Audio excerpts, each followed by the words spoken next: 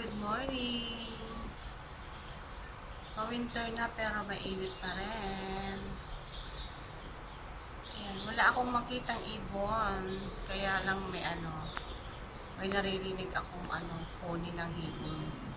Bahala na kayo kung saan nyo tingnan yung mga ibon kung nasaan.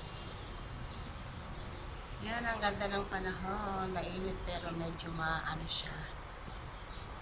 May hangin-hangin. Weather change, ika nga. Ayun, may ibon na nag-iisa doon sa may puno ng dates. Ayan, ayun o. Ayun o.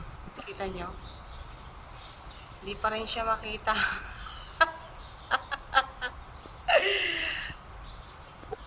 Pero ayan o, yung puno na yan doon sa may Kurar House. Napakagandang pakinggan ng mga huni ng ibon.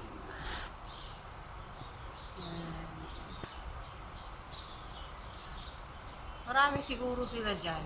Mamaya, pagbaba ko, pagkatapos ko dito sa taas, pupunta ako dyan.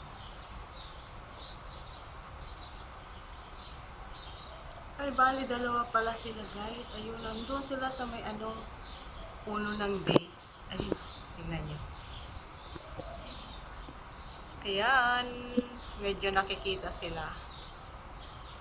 Ayan. Mahangin sa pwesto nila.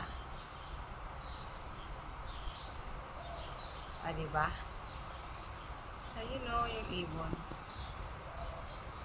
Ibon bang may layang lumipad? Sana all na lang. May layang lumipad.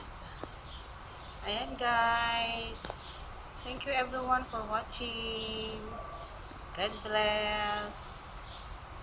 Happy Thursday everyone. Yan, off natin bukas. Walang trabaho bukas. Thank you.